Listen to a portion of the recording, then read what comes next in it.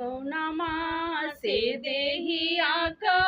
समास भइले रूसल बिया विदेश गइले हे ललना कवना से सैया संगवा सोवनी डर भरही गइल ललना कवना से सैया संगवा सोवनी गर भरही गइल भादो मासे देहिया समास भइले रूसल पिया विदेश गइले हे ललना सावन मासे सैया संघवा सोवनी गर भरही गइल हे ललना सावन मासे सैया संगवा सोवनी गर भरही गइल हे आड़ी आड़ी काली भंवरवाट प्रभु जी से जाई कही हे प्रभु जी हमारा को लावा के सारधाटी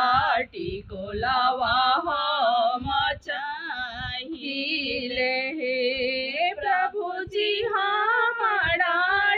को लावा के सारधाटी को लावा हम चाहिए अरे अरे काली भंवरवाट धनिया से जाई कही हे ए धनिया नैहर से पापा के बोलाई हटी को लवा गाछे लगाई हानु है ए ललना नैहर से पापा के बोलाई हटी को लवा गाछे लगाई हटी को लवा जूहू खाई हानु अरे आड़े काली भंवरवाट प्रभु जी से जाई कही हे प्रभु जी हमार बबुआ के आंगी टोपी के सारधात आंगी टोपी सिलाई देती है प्रभु जी बबुआ के आंग टोपी के सारधात आंग टोपी सिलाई देहु अरे अरे काली भंवरवाट धनिया से जाई कही हे ए धनिया नैहर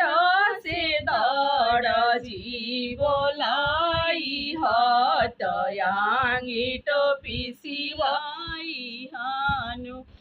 ए धनिया नैहर से दरजी बोलाई